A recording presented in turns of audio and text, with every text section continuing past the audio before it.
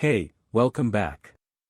If you've ever stared at a financial term and had absolutely no idea what it meant, this video is for you.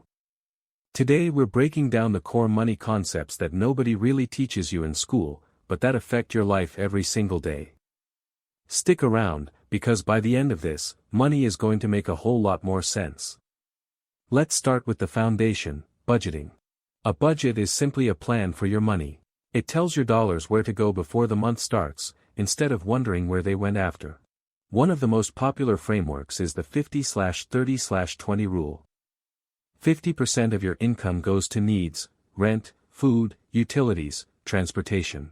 30% goes to wants, dining out, subscriptions, entertainment. 20% goes to savings and debt repayment. Now, these percentages aren't perfect for everyone. If you live in an expensive city, your needs might eat up more. But the principle matters. Every dollar should have a job. The goal of budgeting isn't to restrict your life. It's to make intentional choices so you're not surprised at the end of the month. Next up, income versus expenses, and why the gap between them is everything. Your income is money coming in. Your expenses are money going out. The difference between the two is called your cash flow. Positive cash flow means you're spending less than you earn. That's how wealth is built.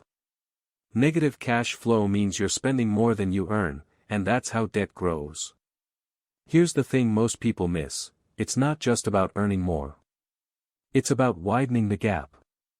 You can do that by increasing income, cutting expenses, or ideally, both. Now let's talk about debt, because not all debt is created equal. Good debt is money borrowed to build value over time. Think, a student loan that leads to a higher paying career, or a mortgage on a home that appreciates in value. Bad debt is money borrowed for things that lose value immediately, like financing a luxury vacation or carrying a balance on a high-interest credit card.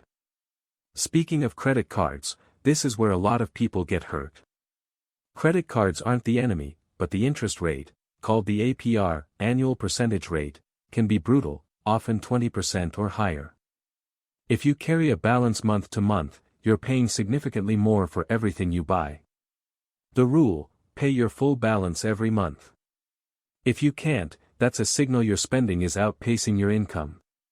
Let's talk credit scores, because this number follows you everywhere. Your credit score is a 3-digit number, usually between 300 and 850, that represents how trustworthy you are as a borrower. Lenders use it to decide whether to give you a loan and at what interest rate. 5 factors determine your score. Payment history, the biggest one. Do you pay on time? Credit utilization, how much of your available credit you're using. Stay under 30%. Length of credit history, older accounts help. Credit mix, having different types of credit, cards, loans, shows versatility. New inquiries, applying for too much credit at once can ding your score. A good score, 700 plus, can save you thousands in lower interest rates over a lifetime. It affects your mortgage, your car loan, sometimes even your ability to rent an apartment. Build it early. Protect it always. Here's one of the most important distinctions in personal finance: saving versus investing. Saving is setting money aside in a safe, accessible place, like a savings account or a high-yield savings account. It's for short-term goals and your emergency fund. The returns are low, but the money is stable and liquid. Investing is putting money to work in assets, stocks, bonds, real estate, index funds, with the expectation of growth over time. The returns are higher, but there's risk involved. Here's the concept that makes investing so powerful: compound interest. Compound interest means you earn returns not just on your original money, but on your returns too. Over time, this creates exponential growth. Einstein reportedly called it the eighth wonder of the world, and honestly, the math backs that up. Example: if you invest $5,000 at 7% annual return and never add another dollar, in 30 years you'd have over $38,000. That's the power of time in the market. The biggest mistake? Waiting. The best time to start investing was yesterday. The second best time is today. Before you even think about investing aggressively, you need an emergency fund. This is 3 to 6 months of living expenses, kept in a liquid account, meaning you can access it quickly. It exists for one reason: life happens.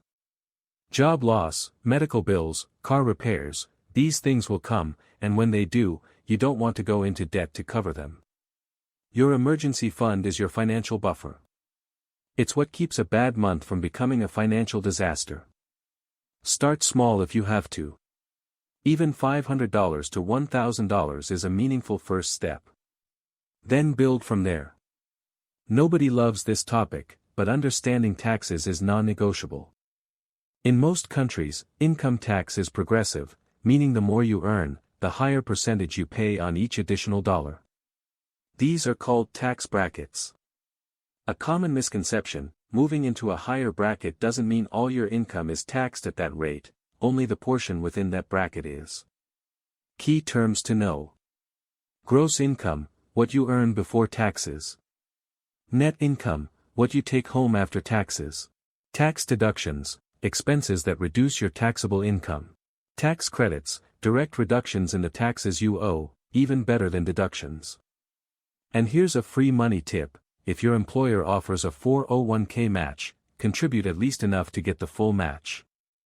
That's an instant 50 to 100% return on that portion of your money. There is no better deal in personal finance. So let's recap what we covered today. Budgeting, give every dollar a purpose. Cash flow, keep more coming in than going out. Debt, understand the difference between good and bad, and respect interest rates. Credit scores, protect this number, it matters more than you think. Saving versus investing, both are essential, and time is your greatest asset. Emergency fund, your financial safety net. Taxes, know the basics so you're not leaving money on the table. None of this is complicated, it just takes awareness and a little discipline. Start with one concept, apply it, then move to the next. If this helped you, drop a like, share it with someone who needs it, and subscribe for more content like this. I'll see you in the next one.